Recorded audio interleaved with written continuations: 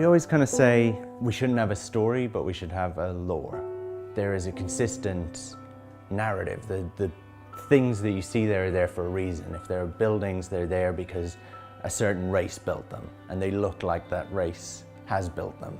And if you talk to aliens in the game, you'll get little touches of that. If you read some text on a monolith, you'll get, it will be consistent with that. And that's lore to me, that's world building.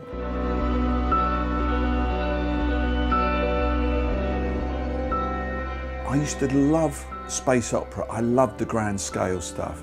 I loved the kind of stuff that Larry Niven would do, or people like Robert Heinlein. Well, the thing is with No Man's Sky, it's such a kind of comprehensive universe. I mean, I guess almost by definition, a universe has to be comprehensive, but it's got such scope that in our early discussions, we came to the conclusion that you could set all kinds of stories within that universe. You could write virtually any kind of science fiction, exploration, battle, trading, love story, anything you wanted.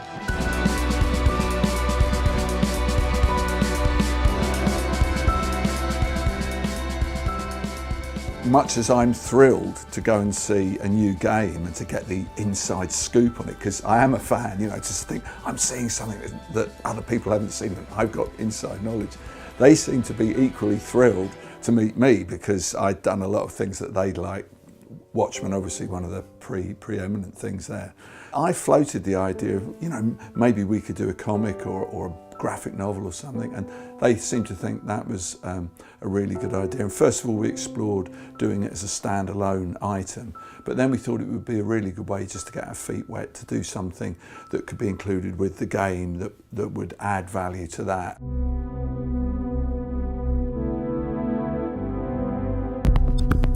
I've always had a soft spot for old games when you used to buy them and they would come with like a booklet.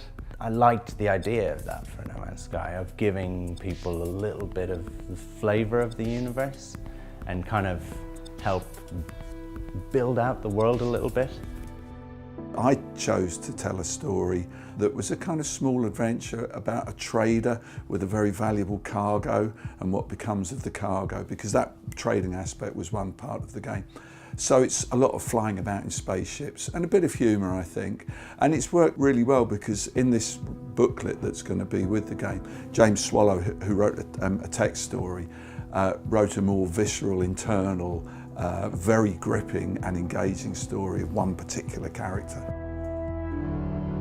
I connect very strongly with visual imagery, and I think the look of No Man's Sky was the thing that really sort of struck me when I saw it the first time, because it had that look like all of my favourite pulp sci-fi covers come to life. And immediately, when I saw that very first trailer, I thought, I've got to play this. I want to go to this place. I want to wander around there and see a little of it. And it was inspiring. It's been great to have Dave doing these illustrations to sort of, bookend my story. We've done something in a way that's kind of similar to the old sort of pulp sci-fi magazines like, Galaxy magazine and Astounding Stories and all those kind of things.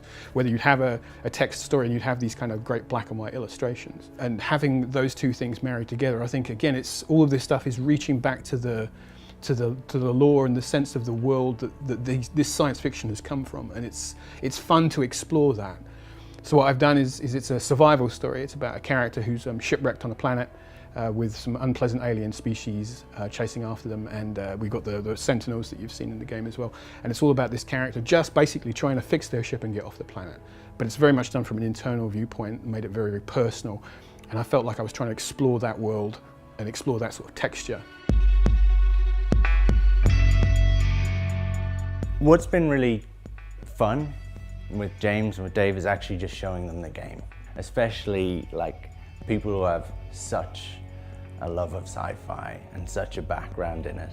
But also what's happened is them working on the fiction, which is just kind of set in our universe. Actually, lots of the questions that they ask, you suddenly think, well, we either don't know that for sure, or we haven't like locked it down, or right, we need to lock this down. Like, how does this work? How does, and it's crazy things. It's like, how does the landing gear of a ship work? And suddenly James Swallow will ask you that. And you're like, oh, I haven't thought about that, but I should. I'm not sure even I know the whole story yet, But I do like the idea of adventures happening in a universe that has a history. You know, that you're not really the first people who ever flew around this universe. So I like that idea of trying to piece together a mystery as well, you know, not only to physically explore, but intellectually to piece together a mystery.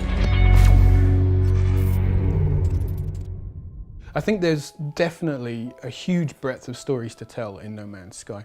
It is a systemic game because it is about you interacting with the environment and the characters, and there's no sort of hardcore narrative that says you must do this, and you must do this, and you must do this.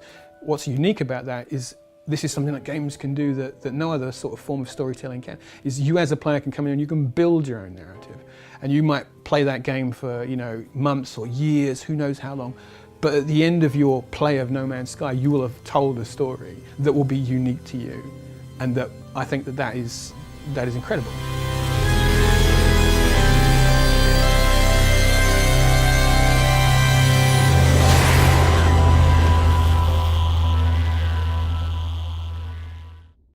PS4 for the players.